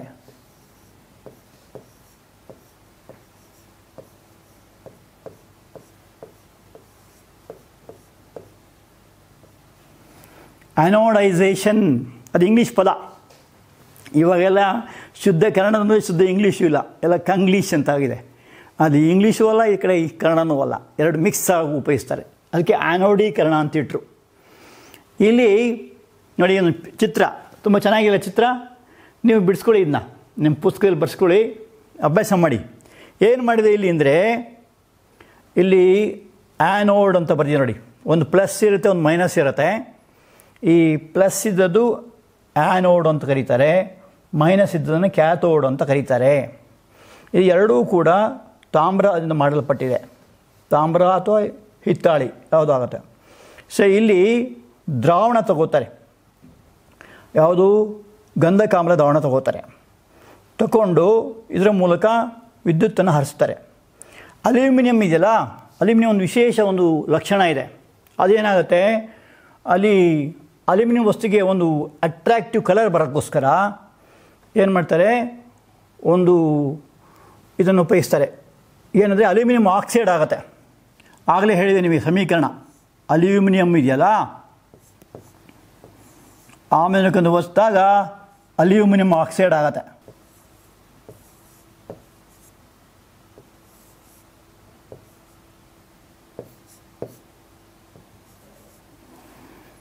Aluminium oxide.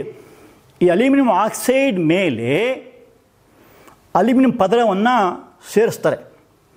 ಆವಾಗೇನಾಗುತ್ತೆ, ಅದು ನೋಡಲಿಕ್ಕೆ ತುಂಬ ಚೆನ್ನಾಗಿರುತ್ತೆ.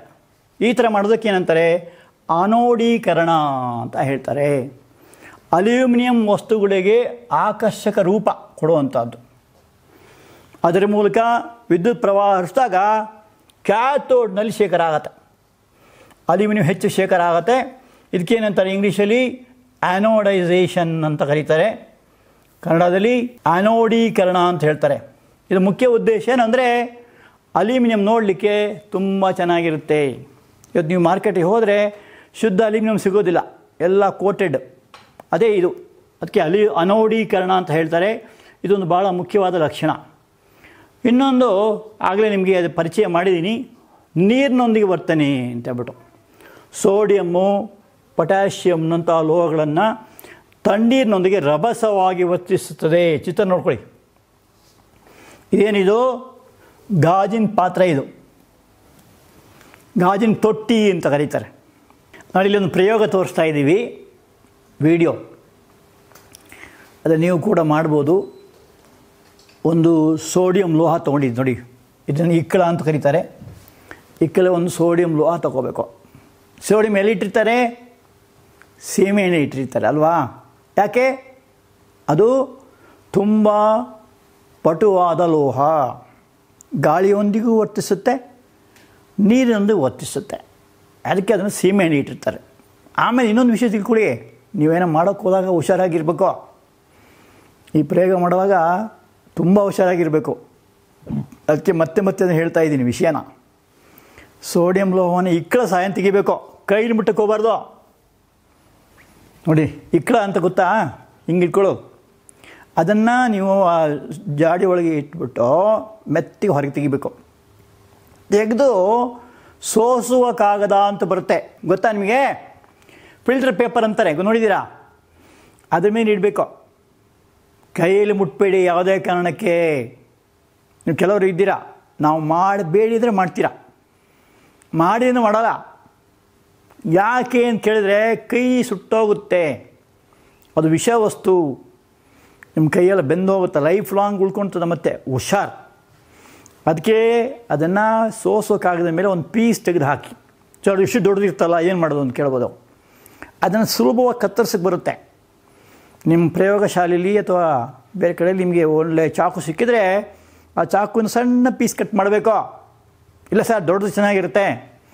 ದೊಡ್ಡದು ಏನಾದರೂ ಉರಿಸಿದ್ರಿ ಅಂದರೆ ಮುಖ ಮೂತಿ ಹೊಡ್ಕೊಂಡು ಹೋಗುತ್ತೆ. ಸಣ್ಣ ಪೀಸನ್ನು ಕುಯ್ಬೇಕು. ಹೆಂಗೆ ಸರ್ ಕುಯ್ಯೋದು ಅಂತ ಕೇಳ್ಬೋದು. ವಾಚ್ ಗ್ಲಾಸ್ ಅಂತ ಬರುತ್ತೆ, ಒಂದು ಗಾಜಿನ ಮುಚ್ಚಳ. ಅದ್ರ ಮೇಲೆ ಒಂದು ಪೀಸ್ ತೆಗೆದು, ಸಣ್ಣ ಪೀಸ್ ತೆಗೆದು ಮೇಲೆ ಇಡಬೇಕು. ಕೈ ಬಿಟ್ಬಿಡಿ, ಹುಷಾರ್. ಇನ್ನೊಂದು ಇಕ್ಕಳು ಥರ ಸಹಾಯ ಇಟ್ಕೊಂಡು ಇನ್ನೊಂದನ್ನು ಕೊಯ್ಬೇಕು. ಸಣ್ಣ ಪೀಸ್ ಕೊಯ್ದು ಸ್ವಲ್ಪ ದೂರ ನಿಂತ್ಕೊಳ್ಳಿ. ಇನ್ನೊಂದು ಫ್ರೆಂಡ್ ಅಂತೇಳಿ ಮುಖ ಹಿಂಗೆ ಬಗ್ಸ್ಕೊಂಡು ಹೋಗ್ಬೇಡಿ, ಗೊತ್ತಾ? ಅದಕ್ಕೆ ತೋರಿಸ್ತಾ ಇರೋದು ಈ ವಿಡಿಯೋ. ಇಲ್ಲಿ ನೋಡಿ, ಒಂದು ಪೀಸ್ ಸೋಡಿಯಂ ತೊಗೊಂಡು ಗಾಜಿನ ತೊಟ್ಟಿಯಲ್ಲಿ ನೀರಿಗೆ ತೊಗೊಂಡಿದೆ. ಆ ನೀರಿಗೆ ಅದು ಹಾಕಿರಿ. ಹಾಕಿದ ತಕ್ಷಣ ಏನಾಗುತ್ತೆ, ಅದು ಸೌಂಡ್ ಮಾಡ್ತದೆ, ಹಿಸ್ ಅಂತ, ದೂರ ಹೋಗಿ ಅಂತ. ಅದು ರೌಂಡ್ ಹೊಡಿತದೆ ನೀಟಾಗಿ. ತುಂಬ ಚೆನ್ನಾಗಿರ್ತದೆ ನೋಡೋಕ್ಕೆ. ನಿಮ್ಮ ಶಾಲೆಯಲ್ಲಿ ಹೇಳಿ ಸರ್ಗಳಿಗೆ ಅಥವಾ ಮೇಡಮ್ಗಳಿಗೆ ಮಾಡಿ ತೋರ್ಸೋಕ್ಕೆ ಹೇಳಿ, ಸರಿನಾ? ಅದು ರೌಂಡ್ ಹೊಡಿತದೆ. ಇನ್ನೊಂದು ಏನು ಗೊತ್ತಾ ವಿಶೇಷ? ಅದರ ಶೇಪ್ ಚೇಂಜ್ ಆಗುತ್ತೆ, ರೌಂಡ್ ಬಾಲ್ ಥರ ಆಗುತ್ತೆ. ಆವಾಗ ತುಂಬ ಉಷ್ಣತೆ ಬರುತ್ತೆ. ಇದಕ್ಕೆ ಬಹಿರುಷ್ಣಕ ಕ್ರಿಯೆ ಅಂತ ಕರೀತಾರೆ. ಬಹಿರುಷ್ಣಕ ಅಂದ್ರೇನು? ಉಷ್ಣ ಬಿಡುಗಡೆ ಆಗುತ್ತೆ ಅಂತ ಅರ್ಥ. ಆದರೆ ಉಷ್ಣ ತಗೊಳ್ಳೋದಕ್ಕೆ ಏನು ಕರೀತಾರೆ? ಅಂತರುಷ್ಣಕ ಕ್ರಿಯೆ ಅಂತ ಕರೀತಾರೆ. ಇಲ್ಲಿ ಬರಲ್ಲ ಅದು. ಬಹಿರುಷ್ಣಕ ಅಂದರೆ ಏನು ಅಂದರೆ ಅದು ಉಷ್ಣತೆಯನ್ನು ಹೀರುತ್ತೆ ಅಂತ ಹೇಳ್ಬಿಟ್ಟು.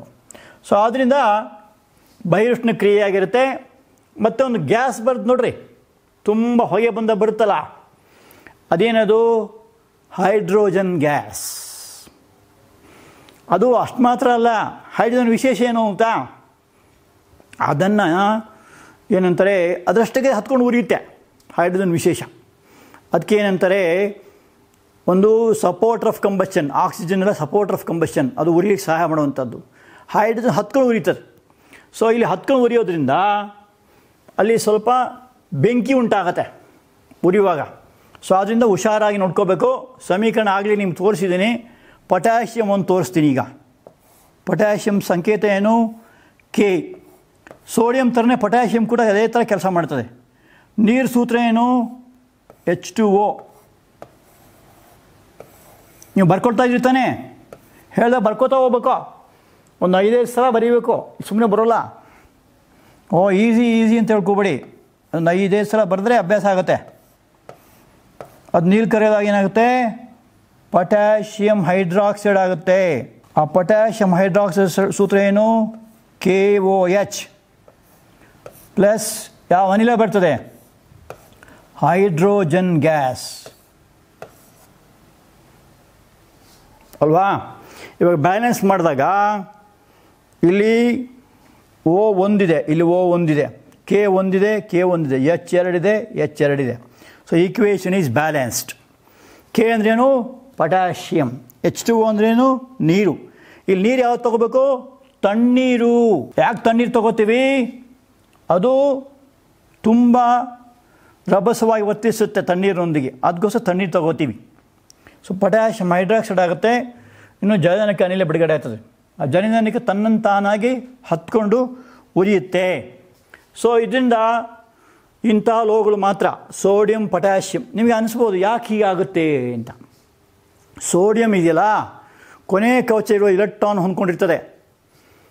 ನಮಗೆ ಕಳೆದ ಕ್ಲಾಸ್ ಹೇಳಿದ್ದೀವಿ, ಏನಂದರೆ ಲೋಹಗಳು ಅಂದರೆ ಏನರ್ಥ,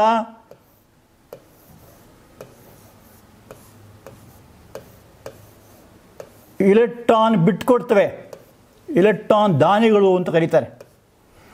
ಸೊ ಕೊನೆ ಕವಚ 1 ಇಲೆಕ್ಟ್ರಾನ್ ಇರುತ್ತೆ, ಅದು ಬಿಟ್ಕೊಡ್ತದೆ. ಪೊಟ್ಯಾಷಿಯಮ್ ಆಗಲಿ ಸೋಡಿಯಂ ಎಲ್ಲ ಆ 1 ಇಲೆಕ್ಟ್ರಾನ್ ಇದೆಲ್ಲ ತುಂಬ ರಭಸವಾಗಿ ಕೆಲಸ ಮಾಡುತ್ತೆ. ಸೊ ಆದ್ದರಿಂದ ಏನು ಮಾಡ್ತೀವಿ, ಅದನ್ನು ಇಲೆಕ್ಟ್ರಾನ್ ಅಷ್ಟು ಇರೋದ್ರಿಂದ ಅದು ರಾಸಾಯನಿಕವಾಗಿ ತುಂಬ ಪಟುವಾಗಿರ್ತದೆ ಅಂತ ಹೇಳ್ಬಿಟ್ಟು. ಸೊ ಇದು ಒಂದು ಪ್ರಯೋಗ, ಇದು ಅದರ ಪರಿಣಾಮಗಳು, ಅದನ್ನ ಎರಡನ್ನೂ ತಿಳ್ಕೊಂಡಿರಿ, ಸರಿನಾ. ಇನ್ನೊಂದು ಕ್ಯಾಲ್ಸಿಯಂ ಅಂತ ಒಂದು ಲೋಹ ಇದೆ. ಈ ಕ್ಯಾಲ್ಸಿಯಂ ಲೋಹ ಇದೆಯಲ್ಲ, ನೀರನ್ನು ವರ್ತಿಸಿದಾಗ ನೀರ ಮೇಲೆ ತೇಲುತ್ತೆ. ನೋಡ್ರಿ, ಇಲ್ಲಿ ತೇಲುತ್ತೆ ನೀರಿನ ಮೇಲೆ, ಕಾಣಿಸ್ತಾ ಇದೆಯಾ. ಇದು ಒಂದು ಗಾಜಿನ ಬೀಕರು, ಅದರಲ್ಲಿ ನೀರು ತೊಗೊಂಡಿದ್ದೀವಿ. ಇದಕ್ಕೆ ಕ್ಯಾಲ್ಸಿಯಂ ಲೋಹವನ್ನು ಹಾಕ್ಬೇಕು. ಮೇಲಿಂದ ಹಾಕಿದಾಗ ಏನಾಗುತ್ತೆ, ಕ್ರಿಯೆ ನಡೀತದೆ. ಕ್ರಿಯೆ ನಡೆದಾಗ ಉದಾಹರಣೆಗೆ ಕ್ಯಾಲ್ಸಿಯಂ ಸಂಕೇತ ಏನು, Ca. ನೀರು ಸೂತ್ರ ಏನು, ಸೂತ್ರ ಅಂತ ಕರೀತಾರೆ. ಸಂಯುಕ್ತಗಳಿದ್ದರೆ ಅದಕ್ಕೆ ಸೂತ್ರ ಅಂತ ಹೆಸರು, ಮೂಲ ವಸ್ತುಗಳಿದ್ದರೆ ಸಂಕೇತ ಅಂತ ಕರೀತಾರೆ. ಸೊ ಆಗೇನು ಬರ್ತದೆ, ಕ್ಯಾಲ್ಸಿಯಂ ಹೈಡ್ರಾಕ್ಸೈಡ್ ಆಗುತ್ತೆ, ಪ್ಲಸ್ ಜಲಜನಕ ಅನಿಲ ಬಿಡುತ್ತದೆ ಅಲ್ವಾ. Ca H2 4 ಇದೆ. ಸೊ ಇಲ್ಲಿ 2 ಹಾಕೋಣ. O ಎಷ್ಟಾಯಿತು, 2 ಆಯಿತು. ಇದು ಕ್ಯಾಲ್ಸಿಯಂ ಹೈಡ್ರಾಕ್ಸೈಡ್ ಮತ್ತು ಜಲಜನಕ ಬಿಡುಗಡೆ ಆಗುತ್ತದೆ. ಜಲಜನಕ ಗುಳ್ಳೆಗಳಿದೆಯಲ್ಲ, ಹೈಡ್ರೋಜನ್ ಗುಳ್ಳೆಗಳು ಲೋಹದ ಮೇಲ್ಮೈಗೆ ಅಂಟ್ಕೊಂಡಿರ್ತದೆ. ಯಾಕೆ, ಅದು ಹಗುರವಾಗಿರುತ್ತೆ. ಸೊ ಅದರಿಂದಾಗಿ ಈ ಕ್ರಿಯೆ ನಡೀತದೆ. ಇದು ಕ್ಯಾಲ್ಸಿಯಂ ಸಮಾಚಾರ. ಇನ್ನು ಮುಂದಿನ ಸಮಾಚಾರ ಏನು ಅಂತ ನೀವು ಕೇಳ್ಬೋದು. ಇನ್ನು ಕೆಲವು ಲೋಹಗಳಿದ್ದಾವೆ, ಅಲ್ಯೂಮಿನಿಯಮ್ಮು, ಕಬ್ಬಿಣ ಅಂತ ಲೋಹಗಳು ತಣ್ಣೀರಿನೊಂದಿಗೂ ವರ್ತಿಸುವುದಿಲ್ಲ, ಬಿಸಿನೀರಿನೊಂದಿಗೂ ವರ್ತಿಸುವುದಿಲ್ಲ. ಮತ್ತು ಯಾವುದೊಟ್ಟಿಗೆ ವರ್ತಿಸುತ್ತೆ, ಸ್ಟೀಮ್ ಅಂತಾರೆ ಅಥವಾ ಉಗಿ ಅಂತ ಕರೀತಾರೆ. ನೋಡಿ, ಇದು ಸ್ಟೀಮ್. ಇಲ್ಲಿ ಒಂದು ಗಾಜಿನ ಇದು ತೊಗೊಂಡಿದ್ದೀವಿ, ಗ್ಲಾಸ್ ವೂಲ್ ಅಂತ ಹೇಳ್ತಾರೆ, ಎಲ್ಲಿ ತೊಗೋಬೇಕು. ಇದೊಂದು ಪ್ರಣಾಳ, ಗಟ್ಟಿ ಗಾಜಿನ ಪ್ರಣಾಳ. ಇದು ಬುನ್ಸನ್ ಬರ್ನರು ಅಂತ ಉರಿಸುವಂಥದ್ದು. ಇದು ಒಂದು ಆಧಾರ ಸ್ತಂಭ. ಸೊ ಪ್ರಣಾಳದಲ್ಲಿ ಸ್ವಲ್ಪ ಸ್ಯಾಂಪಲ್ ತೊಗೋಬೇಕು, ಮೆಟಲ್ ಸ್ಯಾಂಪಲ್. ಮೆಟಲ್ ಅಂದರೆ ಉದಾಹರಣೆಗೆ ಕಬ್ಬಿಣ ತೊಗೋಬೋದು. ಕಬ್ಬಿಣ ತೊಗೊಂಡಾಗ ಅಲ್ಯೂಮಿನಿಯಂ ಆಗ್ಬೋದು, ಕಬ್ಬಿಣ ಆಗ್ಬೋದು. ಇದು ಹಬೆ ಜೊತೆ ಅಂತ ಹೇಳ್ತಾರೆ. ಹಬೆ ಅಂದರೆ ಏನರ್ಥ, ಸ್ಟೀಮ್ ಅಂತಾರೆ ಇಂಗ್ಲೀಷಲ್ಲಿ. ಕನ್ನಡದಲ್ಲಿ ಏನಂತಾರೆ, ನೀರು ಅಂತಾರೆ ಅಲ್ವಾ. ನೀರಿನ ಅನಿಲ ರೂಪಕ್ಕೆ ಏನಂತಾರೆ, ಹಬೆ ಅಂತ ಕರೀತಾರೆ. ನೀರು ಮುಖ್ಯವಾಗಿ 3 ರೂಪ ಬದಲಾಯಿಸ್ಕೋಬೋದು. ನೀರು ತಂಪು ಮಾಡಿದ್ರೆ ಏನಾಗುತ್ತೆ, ಗಟ್ಟಿಯಾಗುತ್ತೆ ಅಲ್ವಾ. ಅದಕ್ಕೇನು ಕರೀತಾರಾಗ, ಮಂಜುಗಡ್ಡೆ ಅಂತ ಕರೀತಾರೆ, ಐಸ್ ಅಂತಾರೆ. ನಿಮಗೆ ಐಸ್ ಕ್ರೀಮ್ ಚೆನ್ನಾಗಿ ಪರಿಚಯ ಇರುತ್ತೆ ಅಲ್ವಾ. ಐಸ್ ಕ್ರೀಮ್ ತಕ್ಷಣ ಬಾಯಿ ನೀರು ಬರೋಕ್ಕೆ ಶುರು ಆಗುತ್ತೆ. ಬಾಯಿ ಕೊಡಬೇಕಂತಿಲ್ಲ, ನೆನಪಾಗುತ್ತೆ ತಕ್ಷಣ. ಯಾಕೆ, ಅದು ಅದರ ಗುಣ ಆಗಿದೆ ಅಲ್ವಾ. ಐಸ್ ಕ್ರೀಮ್ ಅದೇನು ಸ್ವಾಮಿ ಹೇಳ್ತಾರೆ. ಸ್ವಾಮಿ ಒಂದು ಸಲ ಪ್ರೈಮರಿ ಸ್ಕೂಲಿಗೆ ಹೋಗಿದ್ದರು ಪುಟ್ಪರ್ತಿಯಲ್ಲಿ. ಆವಾಗ ಎಲ್ಲ ಮಕ್ಕಳಿಗೆ ಐಸ್ ಕ್ರೀಮ್ ಕೊಡಿಸಿದ್ರು. ಒಂದು ಮಗುನ ಕೇಳಿದ್ರು ಐಸ್ ಕ್ರೀಮ್ ಹೇಗಿದೆ ಅಂತ. ಒಂದು ಮಗು ಹೇಳಿತ್ತು ತುಂಬ ತಂಪಗಿದೆ ಅಂತ. ಇನ್ನೊಂದು ಮಗು ಕೇಳಿದಾಗ ತುಂಬ ಸಾಫ್ಟ್ ಇದೆ ಸ್ವಾಮಿ ಅಂತ. ಇನ್ನೊಂದು ಮಗು ಕೇಳಿದಾಗ ಸ್ವಾಮಿ ತುಂಬ ಸ್ವೀಟ್ ಆಗಿದೆ ಅಂದರು. ದೇವರು ಅಂದರೆ ಹಾಗೆ. ದೇವರು ಅಂದರೆ ಯಾರು? ಸ್ವೀಟ್ ಆಗಿರ್ತಾರೆ, ಸಾಫ್ಟ್ ಆಗಿರ್ತಾರೆ, ಕೂಲ್ ಆಗಿರ್ತಾರೆ, ಐಸ್ ಕ್ರೀಮ್ ಥರ ಇರ್ತಾರೆ ದೇವರು ಅಂತ ಸ್ವಾಮಿ ಹೇಳಿದ್ರಲ್ಲಿ. ಸೊ ಆದ್ದರಿಂದ ಅದು ಘನರೂಪ, ನೀರಿನ ಘನರೂಪ. ಎರಡನೇದು ದ್ರವರೂಪ, ನೀರು ಅಂತ ಕರಿತೀವಿ. ಇನ್ನೊಂದು ಅದನ್ನು ಕಾಯಿಸಿದಾಗ ಬರೋದಕ್ಕೆ ಹಬೆ ಅಂತ ಕರೀತಾರೆ, ಅಥವಾ ಉಗಿ ಅಂತಲೂ ಕರೀತಾರೆ. ಅದನ್ನು ಇಂಗ್ಲೀಷಲ್ಲಿ ಸ್ಟೀಮ್ ಅಂತ ಕರೀತಾರೆ. ಸೊ ಅಲ್ಯೂಮಿನಿಯಂ, ಕಬ್ಬಿಣ ಅಂತ ಲೋಹಗಳು ಉಗಿಯೊಂದಿಗೆ ವರ್ತಿಸಿದಾಗ ಇಲ್ಲಿ ಉಗಿ ಉಂಟಾಗುತ್ತೆ. ಈ ಉಗಿ ವರ್ತಿಸಿದಾಗ ಏನಾಗುತ್ತೆ? ಜಲಜನಕ ಅನಿಲ ಬಿಡುಗಡೆ ಆಗುತ್ತೆ. ಉದಾಹರಣೆಗೆ ಕಬ್ಬಿಣ ತಗೊಂಡಾಗ ಕಬ್ಬಿಣವನ್ನು ಇಲ್ಲಿ ತಗೋಬೇಕು ನೋಡಿ, ಈ ಥರ ರೌಂಡ್ ಆಗಿದೆಯಲ್ಲ, ಇದು ಕಬ್ಬಿಣ. ಪ್ಲಸ್ H2O ಅಂದರೆ ನೀರು, ಸ್ಟೀಮ್. ಕಬ್ಬಿಣ ಪ್ಲಸ್ ಉಗಿ ಅಥವಾ ಹಬೆ ಗ್ಯೂಸ್ ಮೊದಲು ಕಬ್ಬಿಣದ ಆಕ್ಸೈಡ್ ಆಗುತ್ತೆ, ಫೆರಸ್ ಆಕ್ಸೈಡ್ ಅಂತ ಕರೀತಾರೆ, ಮತ್ತು ಜಲಜನಕ ಅನಿಲ ಬಿಡುಗಡೆ ಆಗುತ್ತೆ. ಇದೇನಿದು? ಗಾಜಿನ ತೊಟ್ಟಿ, ಅದರೊಳಗೆ ನೀರು, ಇದು ರಂಧ್ರಪೀಠ ಅಂತ ಕರೀತಾರೆ. ಇದು ಒಂದು ನಿರ್ಗಮನಾಳ ಅಂತ ಕರೀತಾರೆ. ಸೊ ಇಲ್ಲಿ ಜಲಜನಕ ಬಂದದ್ದು ರಂಧ್ರಪೀಠದ ಮೂಲಕ ಬಂದು ಈ ಪ್ರನಾಳದಲ್ಲಿ ಶೇಖರ ಆಗುತ್ತೆ. ಇದಕ್ಕೆ ಅನಿಲ ಜಾಡಿ ಅಂತ ಕರೀತಾರೆ. ಅನಿಲ ಜಾಡಿಯಲ್ಲಿ ಮೇಲೆ ಜಾಗ ಖಾಲಿ ಇದೆ ನೋಡಿ, ಅದು ಹೈಡ್ರೋಜನ್ ಅಂದರೆ ಜಲಜನಕ ಅನಿಲ. ಇದು ನೀರು, ಇದು ಸ್ಟ್ಯಾಂಡು. ಸೊ ಇದು ಮುಖ್ಯವಾದ ಭಾಗಗಳು. ಏನು ಮಾಡಬೇಕು? ಮೊದಲು ಸ್ಟೀಮ್ ಪ್ರೊಡ್ಯೂಸ್ ಮಾಡ್ತಾ ಇದರಲ್ಲಿ ಉಗಿ ಬರ್ತದೆ. ಇದನ್ನು ಲೋಹದ ಮೂಲಕ ಹಾಯಿಸ್ತಾರೆ. ಉದಾಹರಣೆಗೆ ಕಬ್ಬಿಣ ತೊಗೊಂಡಾಗ ಆಗ ಫೆರಸ್ ಆಕ್ಸೈಡ್ ಆಗುತ್ತೆ ಮತ್ತು ಜಲಜನಕ ಆಗುತ್ತೆ. ಆಮೇಲೆ ಅದೇ ಫೆರಿಕ್ ಆಕ್ಸೈಡ್ ತೊಗೊಂಡ್ರೆ ಆಗ ಫೆರಿಕ್ ಆಕ್ಸೈಡ್ ಉಂಟಾಗುತ್ತೆ. ಫೆರಿಕ್ ತೊಗೊಂಡಾಗ ಫೆರಿಕ್ ಆಕ್ಸೈಡ್ ಆಗುತ್ತೆ. ಸೊ ಅದು ಉಗಿಯನ್ನು ವರ್ತಿಸಿದಾಗ ಹೀಗಾಗತ್ತೆ. ಇನ್ನೊಂದು ನೀರನ್ನು ವರ್ತಿಸಿದಾಗ ಏನಾಗುತ್ತೆ? ಉಗಿ ಒಟ್ಟಿ ವರ್ತಿಸಿದಾಗ ಕಬ್ಬಿಣ ಪ್ಲಸ್ ನೀರು ಅಂದರೆ ಸ್ಟೀಮು, ಆಗ ಕಬ್ಬಿಣದ ಆಕ್ಸೈಡ್, ಫೆರಿಕ್ ಆಕ್ಸೈಡ್ ಅಂತ ಕರೀತಾರೆ, ಅದು ಉಂಟಾಗತ್ತೆ. ನೋಡಿ, ಕಬ್ಬಿಣದ ಆಕ್ಸೈಡ್, ಉನ್ನತ ಆಕ್ಸೈಡ್ ಇದು. ಇದರ ಹೆಸರು ಫೆರಸೋಫೆರಿಕ್ ಅಂತಾರೆ, Fe3O4. ಇದು ಫೆರಸ್ ಆಕ್ಸೈಡು, ಇದು ಫೆರಿಕ್ ಆಕ್ಸೈಡು, ಇದು ಫೆರಸೋಫೆರಿಕ್ ಆಕ್ಸೈಡು ಪ್ಲಸ್ ಜಲಜನಕ. ಸೊ ಮೂರು ಒಂದೇ. ಇದು ಇಲ್ಲಿ ಫೆರಸ್ ಆಕ್ಸೈಡ್ ಆಗುತ್ತೆ ಮತ್ತು ಜಲಜನಕ ಬರ್ತದೆ. ಎಲ್ಲದರಲ್ಲೂ ಕೂಡ ಜಲಜನಕ ಅನಿಲ ಬಿಡುಗಡೆ ಆಗುತ್ತೆ. ಇದು ಫೆರಸ್ ಆಕ್ಸೈಡು, ಫೆರಿಕ್ ಆಕ್ಸೈಡು, ಫೆರಸೋಫೆರಿಕ್ ಅಂತ ಹೇಳ್ತಾರೆ, ಮ್ಯಾಗ್ನೆಟಿಕ್ ಆಕ್ಸೈಡ್ ಆಫ್ ಐರನ್ ಅಂತ ಕರೀತಾರೆ. ಸೊ ಈ ಥರ ಅಲ್ಯೂಮಿನಿಯಮ್ಮು, ಕಬ್ಬಿಣದಂಥ ಲೋಹಗಳು ನೀರಿನೊಂದಿಗೆ ವರ್ತಿಸಿದಾಗ ಆಯಾ ಲೋಹಗಳ ಆಕ್ಸೈಡ್ ಜೊತೆಗೆ ಜಲಜನಕ ಉಂಟಾಗುತ್ತದೆ. ಇದು ಒಂದು ವಿಶೇಷವಾದ ಲಕ್ಷಣ ಲೋಹಗಳದ್ದು. ಇವಾಗ ಮನೆ ಕೆಲಸ. ಸೊ ಇದಿಷ್ಟು ನಾವು ಲೋಹಗಳ ಬಗ್ಗೆ ನೋಡಿದಾಯಿತು. ಈಗ ಮನೆ ಕೆಲಸ, ಲೋಹಗಳ ರಾಸಾಯನಿಕಗಳನ್ನು ನೋಡಿದಾಯಿತು. ಮೊದಲನೇದಾಗಿ ಆಮ್ಲಜನಕದ ವರ್ತನೆ, ಎರಡನೇದಾಗಿ ನೀರಿನೊಂದು ವರ್ತನೆ, ಮೂರನೇದಾಗಿ ಉಭಯಧರ್ಮಿ ಆಕ್ಸೈಡ್ಗಳ ಬಗ್ಗೆ ಎಲ್ಲ ತಿಳ್ಕೊಂಡಾಯಿತು. ಇವಾಗ ಮನೆ ಕೆಲಸ, ಹೋಮ್ವರ್ಕ್ ಮಾಡಬೇಕು ನೀವು. ಏನದು? ಸೋಡಿಯಂ ಲೋಹವನ್ನು ಸೀಮೆಯಲ್ಲಿ ಸಂಗ್ರಹಿಸಿರ್ತಾರೆ ಏಕೆ? ಒಂದನೇ ಪ್ರಶ್ನೆ. ಎರಡನೇ ಪ್ರಶ್ನೆ, ರಾಸಾಯನಿಕ ಸಮೀಕರಣ ಬರೆಯಿರಿ. ಸಮೀಕರಣ ಬರೆಯುವಾಗ ಸಮತೂಗಿ ಸಮೀಕರಣ ಬರೀಬೇಕು, ಬ್ಯಾಲೆನ್ಸ್ಡ್ ಇಕ್ವೇಷನ್ ಬರೀಬೇಕು. ಹಬೆ ಅಂದರೆ ಸ್ಟೀಮ್, ಕಬ್ಬಿಣದೊಂದಿಗೆ ಹೇಗೆ ವರ್ತಿಸ್ತದೆ ಅಂತ.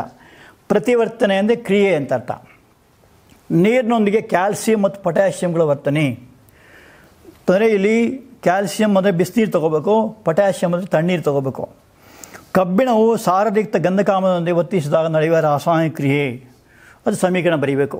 ಸೊ ಗಂಧಕಾಮ್ಲ ಅಂದರೆ H2SO4 ಹೆಂಗೆ ವರ್ತಿಸುತ್ತೆ ಅಂತ ಹೇಳ್ಬಿಟ್ಟು ಮಾಡ್ಕೊಂಬರ್ತೀರಾ? ಸರಿನಾ? Thank you.